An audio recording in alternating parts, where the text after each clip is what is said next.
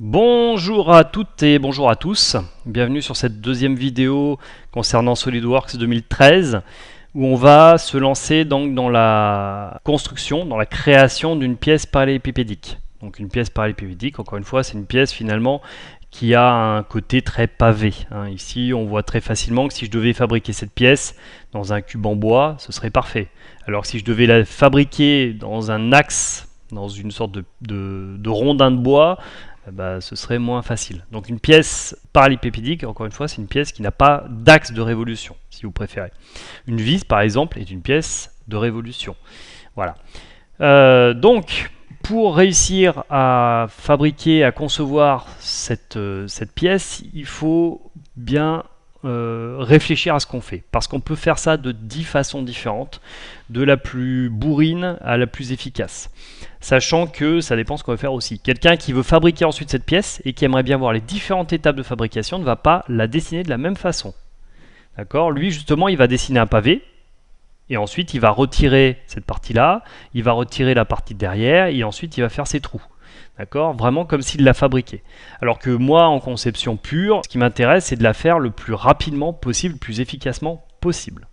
Là, par exemple, ce que j'ai fait, c'est que j'ai d'abord dessiné, donc tout est ici, si je fais un petit clic gauche, j'ai d'abord dessiné l'esquisse qui est en noir, vous voyez, ici.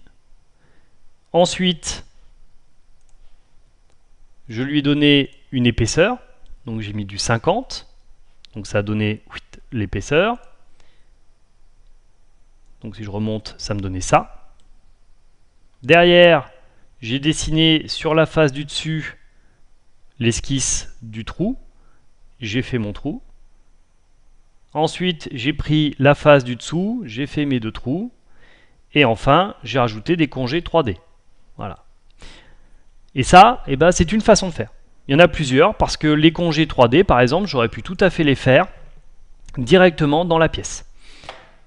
Pour vous montrer, je vais supprimer mes congés. Alors mes congés, je les ai fait de 5 mm et je vais les faire automatiquement dans la pièce. Donc effacer, supprimer. Oui.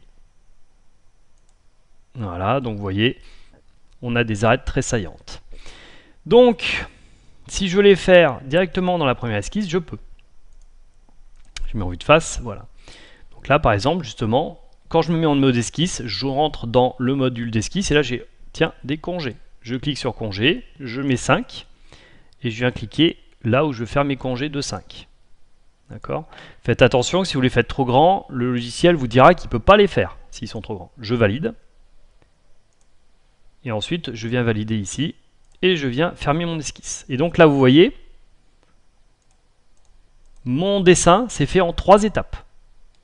J'ai utilisé une étape de moins. Ça m'a permis donc d'être plus rapide à terme. D'accord ? Voilà. Donc vous voyez, tout est possible. C'est pareil, là les trous, je les ai fait moi sur la même esquisse, mais j'aurais pu faire un trou et en faire un autre. J'aurais pu en faire un et ensuite faire une symétrie, parce qu'il existe aussi des symétries. Bon, maintenant on va se lancer en fait directement à faire une pièce comme celle-là. Pas forcément les mêmes dimensions, mais on va faire une pièce étape par étape, en commençant par la première esquisse jusqu'aux finitions. On est parti. Alors je fais nouveau, je choisis pièce, ok. Donc là quand j'ouvre, on voit qu'il n'y a pas grand chose à gauche, j'ai juste les plans. Donc je vais commencer par dessiner sur un plan. La première esquisse que je dessine sur une pièce, il faudra toujours que ce soit l'esquisse la plus complexe. D'accord ? Si vous voulez vous simplifier la vie, si je reprends ici cette pièce-là, j'aurais pu faire, si j'avais pris cette face, l'esquisse aurait été juste un rectangle, et ensuite il aurait fallu que je taille dedans. L'esquisse la plus intéressante, c'était pas non plus celle de dessus, c'était celle-là. Vous voyez, c'est l'esquisse la plus compliquée. Alors, je ferme cette pièce, j'enregistre, voilà. Donc là, sur ma pièce, je prends par exemple le plan de droite, je me mets dans le mode esquisse, et j'ouvre l'esquisse. Il va me mettre le plan de droite perpendiculaire à moi, pour que je puisse voir ce qui se passe. Et là, je vais commencer à dessiner.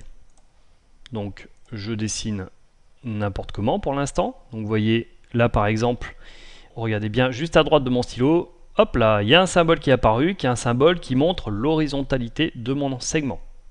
Pour l'instant, je me fiche un petit peu des dimensions. Je viens cliquer, Je monte, il est bien vertical, je me déplace, je me déplace, je me déplace, j'essaye de ne pas me bloquer. Hein. Donc là, regardez, si j'avance par exemple, à un moment, hop, il y a les pointillés qui apparaissent pour me dire que je suis pile à la verticale de l'autre segment. Et ensuite, je viens dessiner ça. Essayez de dessiner réellement les segments d'une traite. Faites pas des segments en 2 fois. Hein. Me faites pas un truc du genre, hop, je fais mon segment et je le refais. Voilà, ça c'est interdit. Ça c'est un moment, ça va poser des problèmes. Donc supr au clavier, ça marche aussi. Hein. Voilà, je refais mon segment. CTRL Z marche bien évidemment. Là, mon esquisse est bleue. Ça veut dire qu'il n'y a absolument rien de dimensionné. Ça veut dire que je peux tout déplacer n'importe comment. Je prends, je bouge. Donc du coup, je viens prendre cotation intelligente et je viens cliquer. Donc là, par exemple, je vais mettre du 40. Hein. Donc je vous ai dit, c'est pas tout à fait la même chose que tout à l'heure. Accessoirement, on parle en millimètres. L'unité est en millimètres. Là, vous voyez, c'est millimètres. C'est bien indiqué. Donc 10. Cette hauteur-là, je vais lui mettre du 40 aussi. Tiens, j'ai envie de changer. Cette dimension-là, je vais mettre par contre du 100 pour vraiment changer. Voilà. Celle-là, je vais mettre du 10 aussi. Voilà ce que ça me donne. Au niveau des dimensions, quelle dimension je mets? Là, ça demande normalement une étude de mécanique. Hein. Normalement, c'est un mécanicien qui doit faire ça. Par contre, ce que je peux rajouter au niveau des dimensions, c'est que si je viens essayer de positionner celle-là, je vais avoir des problèmes. Si je viens essayer de mettre celle-là, 40, il me dit « Oulala, ça va pas, est-ce que vous voulez qu'elle soit pilotée ou pilotante ?» Bon, là, souvent, on fait annuler. Alors, pourquoi ça marche pas? Parce qu'en fait, cette cote de 40 est obligatoirement à 40. Ici, j'ai 10, plus 40, ce qui fait 50, moins 10, ce qui fait 40. Donc, on a forcément 40. Cette cote ne sert à rien. En mécanique, on met vraiment que les cotes qui servent. Par exemple, si là, 100 ne m'intéressait pas, et que c'est la longueur totale qui m'intéressait, j'aurais pu venir cliquer sur le segment là, me déplacer, venir cliquer sur le deuxième segment, le placer en dessous, et donc là mettre, allez, 120. Voilà. Donc vous voyez, on peut coter de différentes façons. Pareil, là si c'est 10 que je veux, je viens cliquer, je pose 10.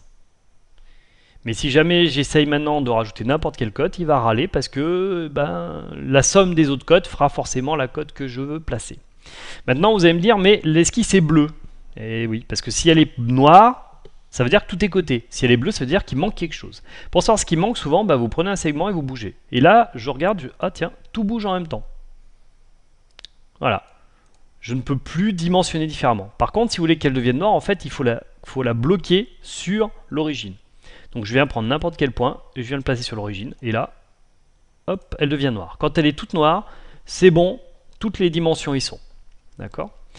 Quand mon esquisse est terminée, je suis content de mon esquisse. Par exemple, je n'ai pas tout à fait fini. J'ai envie de rajouter pour une fois un chanfrein. D'accord? Je peux mettre des congés comme j'ai montré juste avant, mais sinon je peux mettre un chanfrein.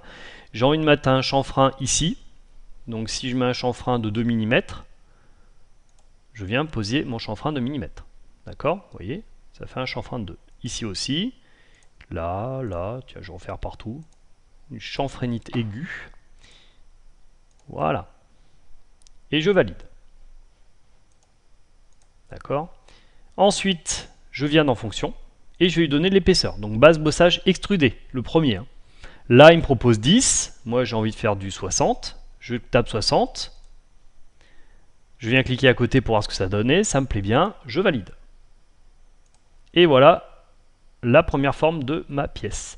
Donc vous voyez, je dessine mon profil et je mets de l'épaisseur. Et mon profil, je le fais le plus complexe possible parce que si après je dois, par exemple, le modifier, c'est pas grave. Je viens dans éditer esquisse, je me remets, c'était pas une vue de face, voilà. Et après, si par exemple c'était pas 120 que je voulais, mais 130, entrée, et je revalide là. Et vous voyez, ma pièce est de nouveau faite. Donc voilà, pour faire la première esquisse et la première fonction. Maintenant, tiens, on va rajouter quelques trous. Donc maintenant, je vais rajouter quelques trous, par exemple, sur cette face-là. Pour pouvoir dessiner des trous sur cette face, il faut que je la choisisse.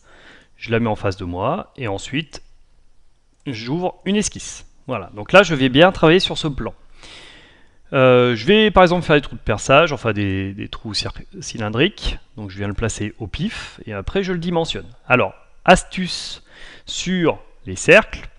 En fait, le logiciel connaît la position du centre et le rayon, ou diamètre, comme vous voulez. Ça, c'est un point intéressant. Donc par exemple, au niveau de diamètre, je vais lui mettre du 6, voyons ce que ça donne. Oui, pourquoi pas.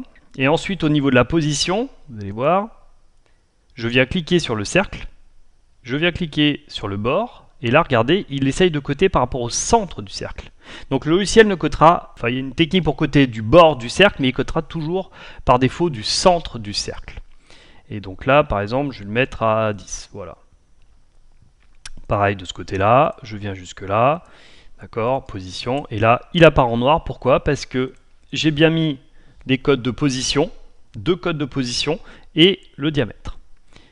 D'accord.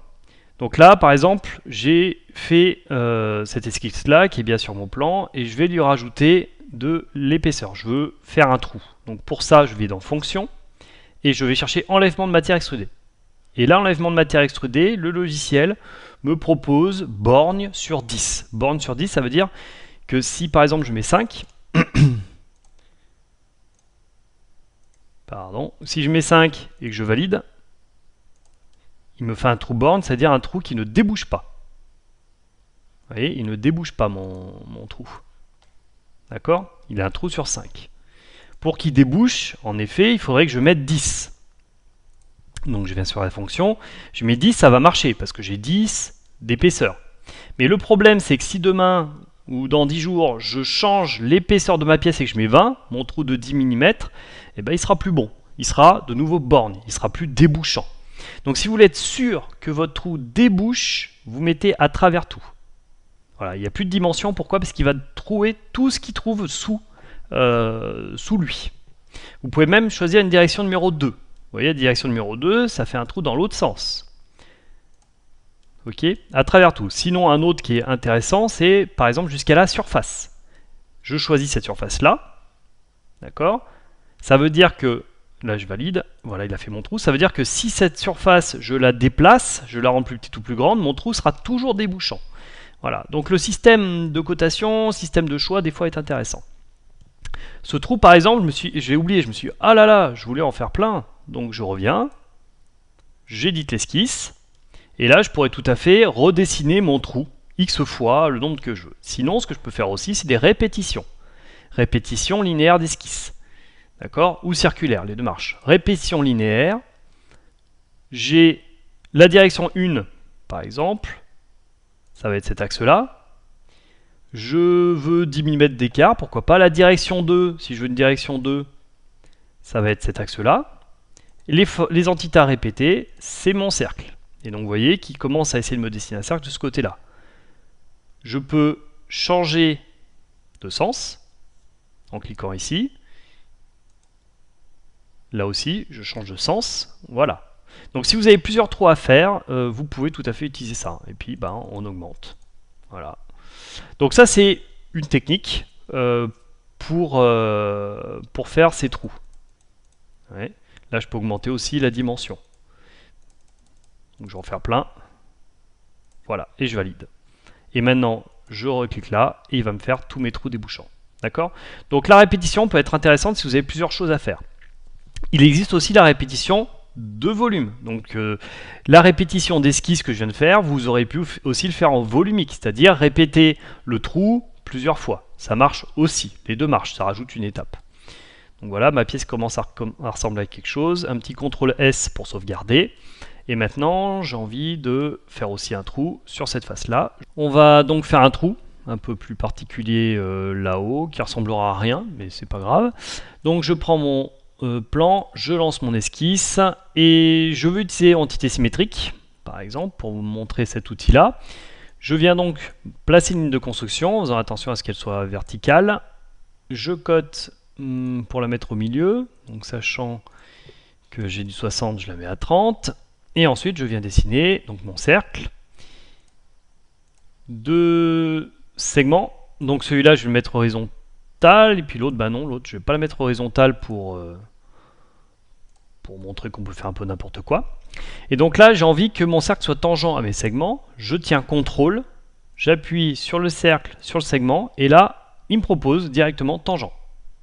Je clique, je valide. Il faut penser à valider. Et là, je vois que j'ai un symbole qui est apparu. Si ce symbole, j'ai envie de le supprimer, je clique sur le symbole, je fais suppr. D'accord? Je peux les supprimer tous les symboles. Les verticalités, tout peut être supprimé comme ça.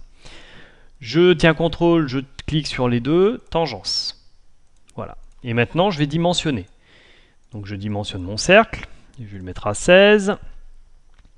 Je vais placer mon cercle par rapport au bord. Je vais le mettre à 12. Par rapport en haut. Bon, 15, c'est bien. Et là, on voit qu'il y a des choses qui sont en bleu. Par exemple, ça c'est en bleu. Parce que ça peut encore bouger. Celui-là est en bleu. Là, du coup, je vais pouvoir rajouter une cote des fois un peu particulière. Ça peut être des cotes d'angle. D'accord? J'ai besoin de 15 degrés. Je mets 15 degrés. Bon, je ne sais pas pourquoi j'ai besoin de 15 degrés, mais pourquoi pas.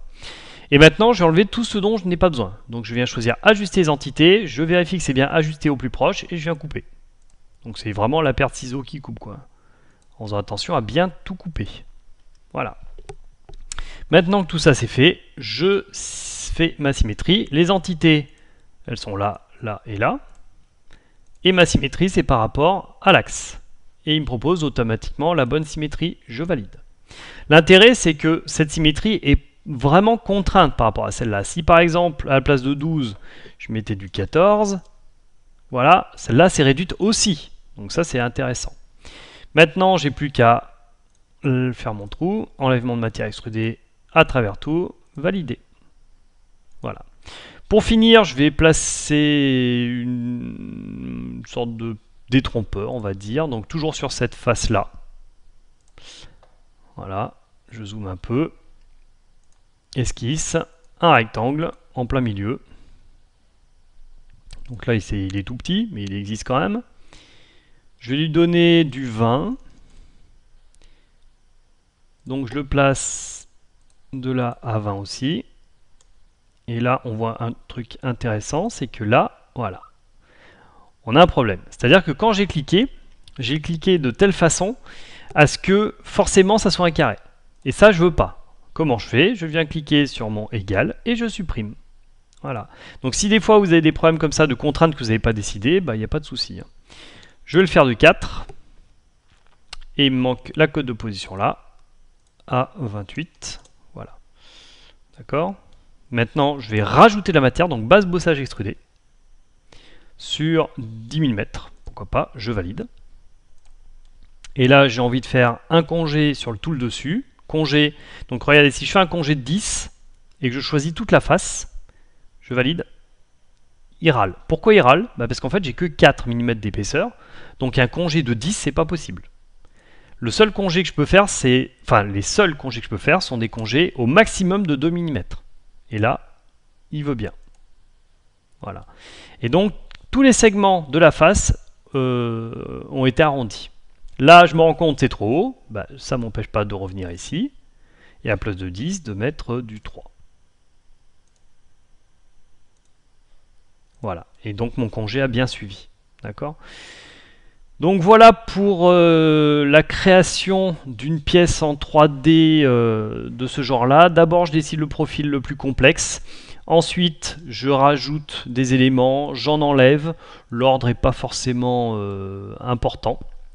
Et bien sûr, je pense toujours à faire un petit CTRL S pour sauvegarder.